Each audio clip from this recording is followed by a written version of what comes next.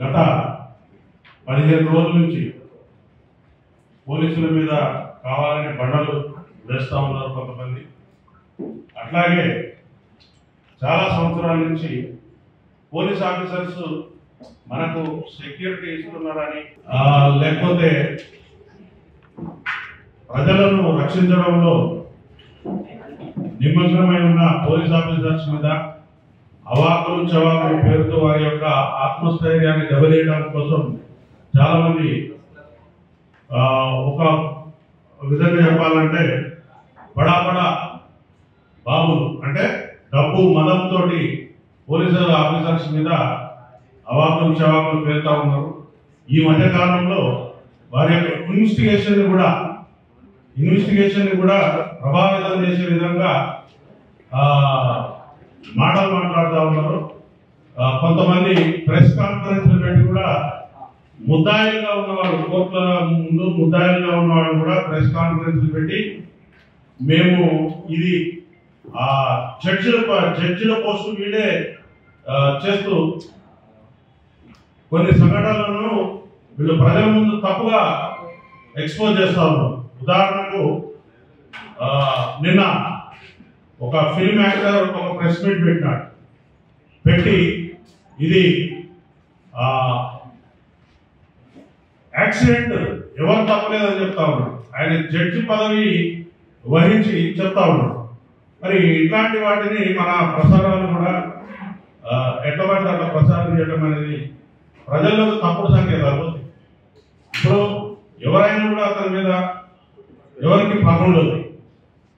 ఆయన చేసే పని ఏదైతే ఉన్నదో ఇది ప్రజలకు, రాజ్యాంగానికి, చట్టాలకు లోబడి ఉందా లేదా అనేది వాళ్ళు తెలుసుకోవాలి.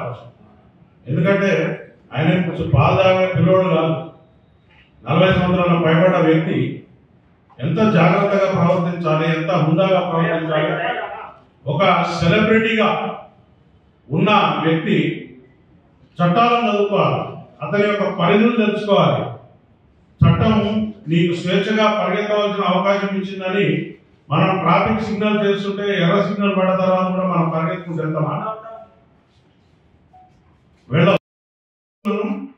ఏర్పాటు చేసుకుని పని చేసుకుంటూ పోతే నీకు ఏం ప్రాబ్లం ఉండదు, సమాజానికి కూడా ఏం ప్రాబ్లం ఉండదు. ఇవాళ మేము ప్రెస్ మీట్ పెట్టి మొత్తుకునే అవసరం కూడా ఉండదు. 1,30,000 మంది పోలీస్ కుటుంబాలు ఉన్నాయి. ఒక బందోబస్తు నిర్వహించాలని అంటే దాదాపు ఒక 1 వీక్ నుంచి ఆ స్కీమ్ వేసుకుంటాం. మేము 1 వీక్ నుంచి ఆ స్కీమ్ వేసుకుని ఆ స్కీమ్ ప్రకారంగా డిప్లాయ్మెంట్ చేస్తాం.